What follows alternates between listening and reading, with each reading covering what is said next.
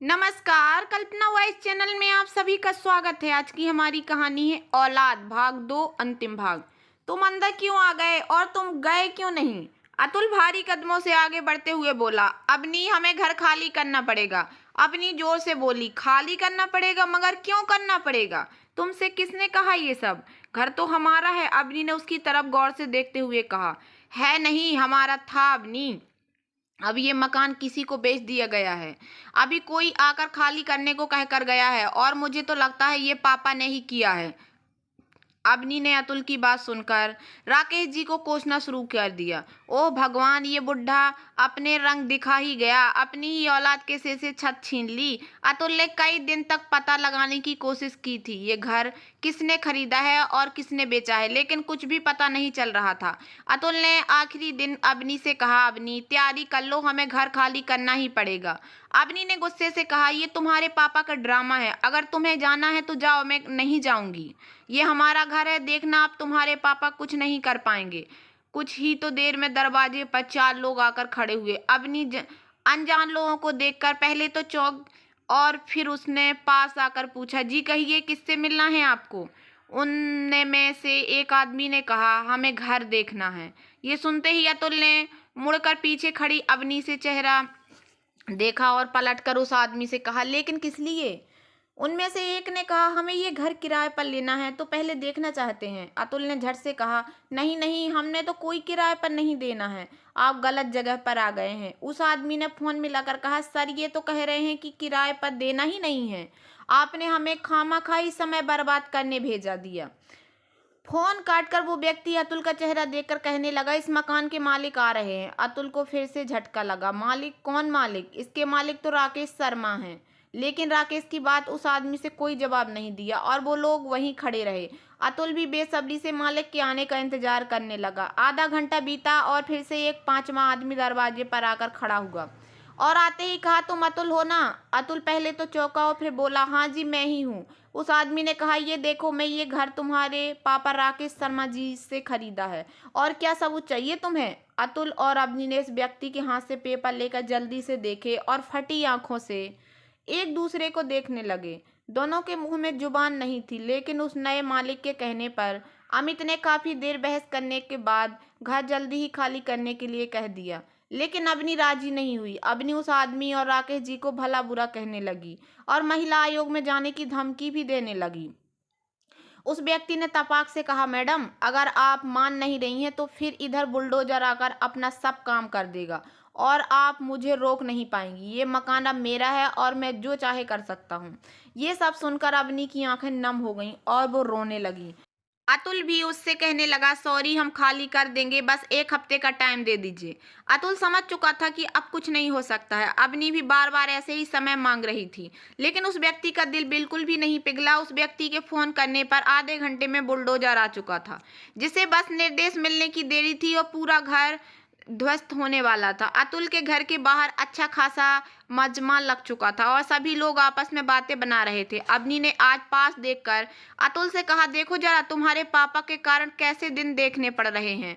आज सरेआम घर का तमाशा बन चुका है। तभी पीछे से आवाज आई, अच्छा अब शर्म आ रही है क्या? ये आवाज तो पापा की है। सोचते ही दोनों एक साथ पलटकर पीछे मुड़कर देखने लगे।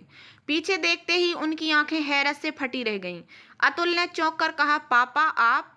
पीछे से बोलने वाले कोई और नहीं बल्कि राकेश जी ही थे। घर का तमाशा बन रहा था तो अब शर्म आ रही है? जब शर्म नहीं आई थी जब तुम्हारी बीवी तुम्हारे ही बाप को जहर देकर मारने की बात कर रही थी और तुमने कहा था कि जायदाद नाम हो जाने के बाद जो चाहे मर्जी करना। उसको कहने से रोका नहीं था। अतुल का ख्याल ठीक निकला था। राकेश जी ने उस दिन वो सारी बातें सुन ली थीं और अब सरेआम राकेश जी की बात सुनते ही वो नजरें झुकाकर खड़ा हो गया, क्योंकि सभी पड़ोसी उन्हें घेर कर खड़े थे और बातें सुनने लगे थे। क्यों बेटा, शर्म क्यों आ रही है? क्या इसीलिए शर्म आ रही है कि मैं अब तुम्हारी करतूत की पोल दुनिया के सामने खोल रहा हूँ और ये सब देख रहे हैं? अतुल की दशा देखने लायक थी और अवनी खड़ी खड़ी तिलमिलाते हुए बोली, अतुल रोको अपने बाप को, वरना कुछ भी इल्जाम लगवा कर इन्हें फंसाने में देर नहीं लगेगी मुझे। अतुल ने उससे कहा, अरे चुप नहीं रह सकती क्या? और पापा की कुछ बातें सही हैं, उस दिन तुम बहुत ज्यादा बोल गई थी। कुछ भी कहते समय दाएं बाएं तो देखा करो, अब तुम भी भुगतो। दोनों धीरे धीरे पास खड़े हुए फुसफुसा रहे थे, तभी अवनी ने अतुल की बात को नजरअंदाज कर पुलिस को फोन लगा दिया। सर, मेरे ससुर जी हमें जबरदस्ती घर से निकलवाने पर अड़े हैं। हम कहाँ जाएंगे सर, जबकि गलती हमारी नहीं है। इन्होंने तो बेटी जैसी बहू पर भी गलत निगाह रखी, और कितनी बार मौके की भी तलाशे, वो तो मैं ही संस्कारी हूँ जो इन्हें भाव नहीं दिया।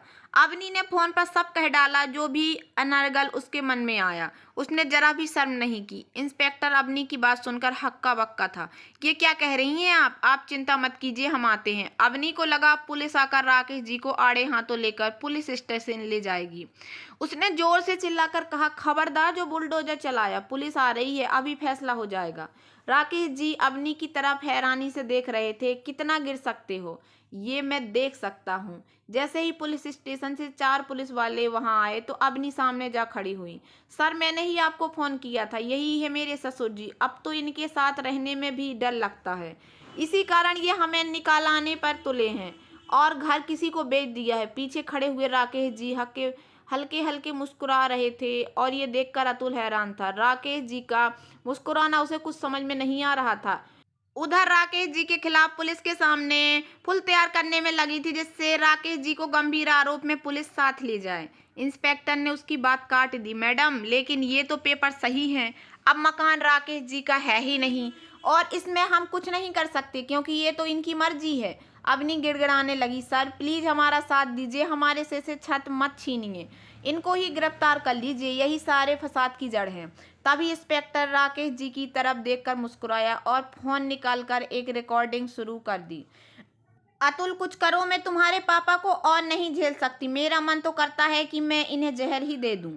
अरे कुछ दिन रुको, मैं पहले पापा से बात करूंगा। सब हमारे नाम हो जाने दो, फिर कल लेना जो तुम्हारे मन में आए। वैसे भी इनकी उम्र हो गई है, वो अभी सबका क्या करेंगे। अतुल, मैं तो कहती हूँ कि ये जीकर ही क्या करेंगे, हमेशा के लिए सो जाएं तो अच्छा।